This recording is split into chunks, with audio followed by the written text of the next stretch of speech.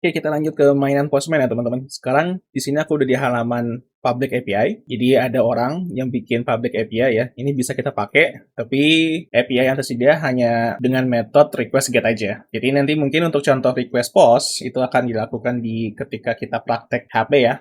Jadi nanti yang bukan programmer, entah itu analis atau QA atau lainnya, kalian tetap bisa nonton bagian prakteknya, tapi nanti bagian ketika ngirim request post aja, atau ketika ngirim request put aja. Jadi nggak perlu diikutin tutorial ngodingnya ya. Nanti aku coba bikin praktek ngodingnya yang paling simple lah, jadi kalian nggak perlu skip-skip kebanyakan menit ya. Jadi di sini ada URL, yaitu api.publicapis.org ya. Linknya di deskripsi ya. Nanti teman-teman tinggal klik. Kita akan pakai ini untuk praktek Postman kita. Jadi sekarang silahkan teman-teman install dulu Postman-nya kalau belum diinstal, kemudian register, kemudian login akun yang udah teman-teman daftarin di Postman. Di sini kita bakal pakai Postman ya. Kalau misalkan teman-teman udah tahu aplikasi lain selain Postman gitu kan. Kalau mau teman-teman pakai ya silahkan. Tapi di sini aku rekomendasikan teman-teman pakai Postman aja. Karena biasanya mayoritas perusahaan di Indonesia kurang lebih pakai Postman lah ya. Karena berdasarkan pengalamanku, hampir semua tim kerja yang pernah aku kunjungi, mereka pakai Postman. Jadi kita bakal pakai Postman di sini. Di sini kurang lebih tampilannya ketika teman-teman sudah login dan sudah memiliki workspace ya. Kalau misalkan teman-teman belum punya workspace, teman-teman klik aja workspace-nya, kemudian create workspace, pilih yang blank ya. Di sini kita bakal coba belajar secara manual dulu. Jangan langsung pakai template. Nanti teman-teman bingung, ini buat apa, ini buat apa. Jadi tujuannya di sini adalah kita berkenalan dengan Postman. Minimal teman-teman tahu basicnya menggunakan Postman. Jadi pilih yang blank, kemudian klik next. Nanti tinggal teman-teman isi aja name, kemudian deskripsi atau sumarinya ya. Kemudian pilih yang personal aja. Nggak perlu yang tim, nggak perlu yang public. Cukup buat teman-teman aja. Oke, karena aku udah punya workspace, aku nggak perlu bikin. Aku tinggal klik workspace, kemudian pilih my workspace. Pastikan tab collection yang terbuka ya. Ini tertutup, ini terbuka. Jadi jangan bingung. Sekarang kita mulai dari buat collection dulu. Teman-teman bisa klik ini, create new collection, kemudian pilih yang blank collection, nanti dia otomatis akan bikin new collection. Ini halaman new collection-nya. Untuk yang overview-nya tadi, bisa kita tutup aja. New collection-nya kita ganti namanya. Untuk nama koleksinya terserah teman-teman mau namain apa, tapi di sini aku mau namain yang simple aja lah ya. Tinggal klik kanan, kemudian ke bawah ada rename, ada shortcut juga ya, Ctrl+E. Kalau teman-teman suka mainan shortcut, aku ganti jadi misalnya API dasar aja lah ya. Setelah teman-teman bikin collection, teman-teman klik kanan lagi, di bagian sini ada add folder, tinggal bikin folder baru, biarkan dulu ini sebagai new folder. Teman-teman bikin folder lagi silakan, bisa bikin lebih dari satu kok. Nah, tujuan folder ini apa? Jadi kalau misalkan nanti teman-teman udah mulai bekerja dengan tim, teman-teman juga harus rajin-rajin bikin folder. Karena nggak mungkin semua request API-nya teman-teman taruh di dalam satu collection. Itu menurutku nggak rapih banget sih. Jadi teman-teman harus biasakan membuat folder di dalam sebuah collection. Teman-teman klik Ctrl+E, nanti teman-teman bisa edit. Misalkan teman-teman punya contohnya endpoint mahasiswa. Ya udah teman-teman pakai di sini foldernya mahasiswa. Nanti baru di dalamnya teman-teman bikin request-nya. Add request, dah. Nanti teman-teman tinggal lengkapi request-nya. Ya, ini contoh aja. Begitu juga dengan folder lainnya. Tinggal di rename lagi, misalkan master data dosen gitu ya. API-nya untuk mengolah master data dosen. Ya udah tinggal kasih nama dosen di sini selesai. Nanti baru API yang berkaitan dengan master data dosen, teman-teman tambahin di folder dosen. Gampang kan? Ya ini untuk membiasakan diri aja ya, supaya nanti workspace teman-teman rapih. Karena nanti biasanya workspace-nya nggak teman-teman pakai sendiri, tapi teman-teman pakai bareng-bareng. Jadi nggak cuma satu orang yang mengolah ini. Tapi kalau misalkan teman-teman udah terbiasa membuat folder, kemudian dibikin grup folder mahasiswa yang mana, master data A, B, C, D yang mana, itu nanti teman-teman udah enak banget sih kalau terbiasa ya. Intinya sih membiasakan diri lah ya. Membiasakan diri rapih. Jadi nanti ketika ketemu tim yang rapih, teman-teman nggak kaget. Dan ketika ketemu tim yang berantakan, teman-teman bisa mengarahkan supaya Postman-nya lebih terorganisir. Kurang lebih seperti itu. Ya, tapi memang ada sih manusia yang malas bikin kayak gini. Padahal cuma bikin folder doang loh. Ya, aku pernah ada di titik poin itu lah. Tapi sih kita nggak akan pakai istilah mahasiswa atau dosen ya. Kita bakal coba mengkelompokkan request-nya berdasarkan yang ada di publicapis.organization ini. Sini teman-teman bisa melakukan duplikat juga ya. Tinggal teman-teman pilih foldernya yang mana, Ctrl+D, jadi otomatis akan membuat kopinya. Oh, atau mungkin aku nggak komplokin sesuai endpoint-nya deh. Ini kan ada 2 endpoint yang punya parameter, dan ada 2 endpoint yang nggak ada parameternya. Jadi mungkin aku pisahin berdasarkan ini aja ya. Endpoint yang punya parameter, sama yang punya parameter. Ya. Ini jadi aku bikin 4, jadi bikin 2 aja. Berarti ini tinggal di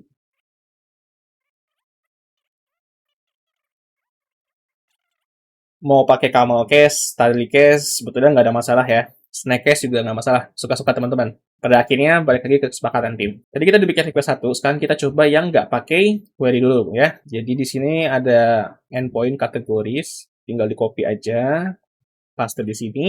Pastikan enternya nggak ke bawah ya. Bisa lihat di sini ya. Di sini ada logo icon enter.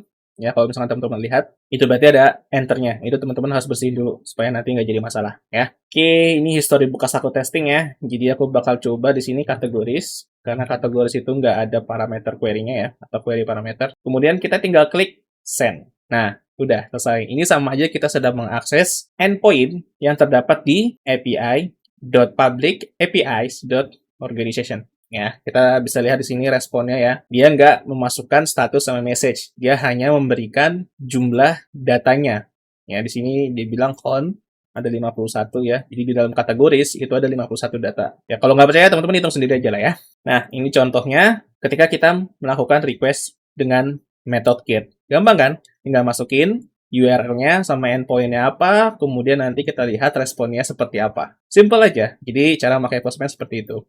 Begitu juga dengan request method lainnya. Ini teman-teman bisa diklik get-nya, nanti tinggal ganti post, put, patch, delete, head, option, atau type a new method. Kalau misalkan teman-teman perlu metode yang lain. Tapi kita nggak akan pakai metode yang lain sih. Kita cuma bakal pakai get, post, put, sama delete. Jadi teman-teman cukup tahu aja, kurang lebih yang tersedia di Postman seperti ini. Itu tadi yang nggak pakai parameter ya. Sekarang kita cobain yang pakai parameter deh. Misalnya di sini ada entries. Ini tinggal di copy paste lagi. Teman-teman bikin request baru lagi di folder yang berbeda ya, biasakan. Tinggal kita kasih URL-nya sama endpoint-nya, kita ganti jadi entries ya. Kemudian kita tinggal klik send. Oke, aman ya. Di sini dia bilang ada 1427 data ya. Nggak percaya, hitung sendiri. Kemudian kita coba implementasi query-nya sekarang ya. Nah, untuk query-nya, teman-teman nggak perlu tulis manual tanda tanya A, B, C, D di sini. Nggak. Tapi teman-teman bisa dilihat di sini, di bagian bawah form URL-nya ya, ada tab params, kemudian out, headers, body, redirect, test, settings. Terus sekarang teman-teman nggak perlu mikirin dulu lah, ini buat apa sih? Ini buat apa sih? Itu pelan-pelan aja. Yang jelas, nanti kalau misalkan teman-teman terjun ke dunia kerja, biasanya yang paling sering dipakai adalah params, out, headers, sama body. Dan untuk QA, biasanya QA mainan tes. Sini yang bakal paling sering diotak-atik adalah biasanya params, out, sama body. Ya, headers nggak terlalu. Biasanya headers yang otak-atik cuma programmer. Dan biasanya tester tinggal terima jadi aja. Jadi headersnya biasanya ngatur programmernya. Ya, nanti di-save di workspace terkait, nanti tim yang lainnya tinggal akses di workspace yang sama. Ketika workspace kita sudah di-share ke teman-teman kita yang lain, kita melakukan perubahan di sini, kemudian kita save, nanti itu akan mempengaruhi juga ke workspace teman-teman kita yang memperbolehkan akses ke workspace ini. Ya, jadi workspace ini tuh bisa dipakai rame-rame dan hasil save-nya nanti bisa dilihat bareng-bareng.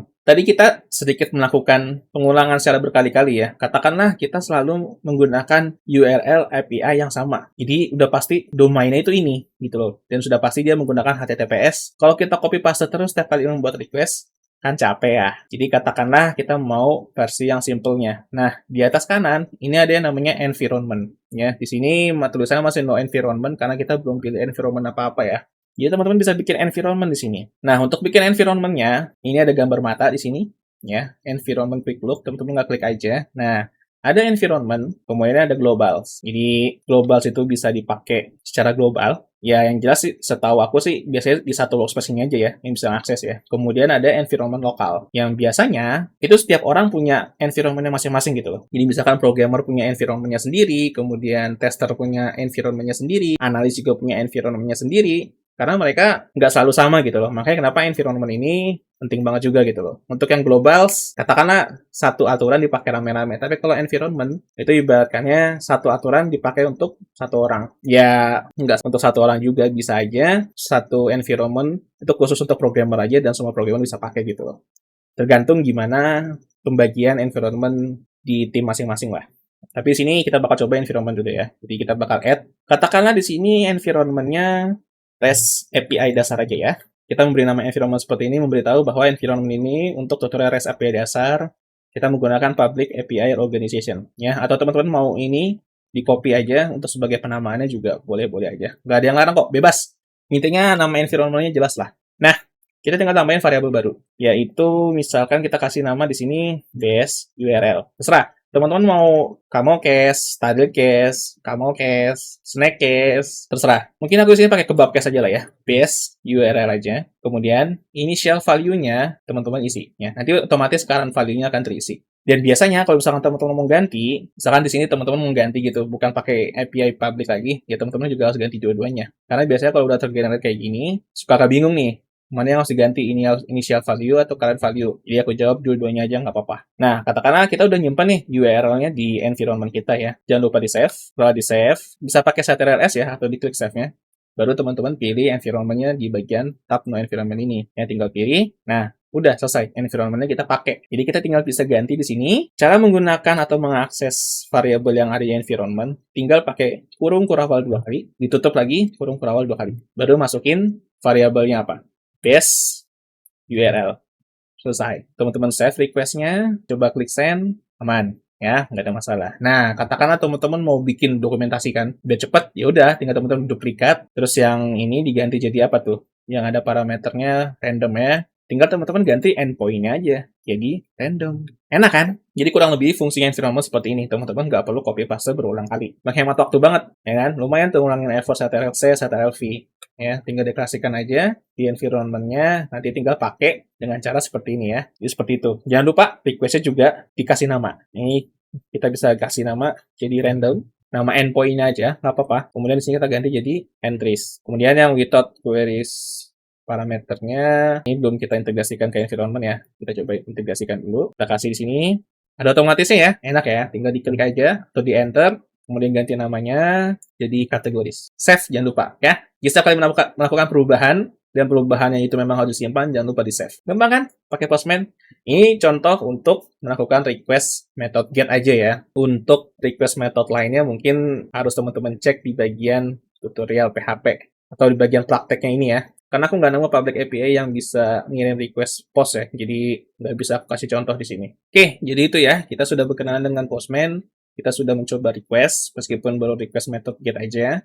Kemudian query parameter juga kita udah bermain-main dengan query parameter. Akun, environment, dan workspace juga teman-teman sudah tahu. Ya, jadi minimal teman-teman udah tahu lah cara pakai Postman basicnya. Kita bakal lanjut ke bagian kesimpulan di video selanjutnya.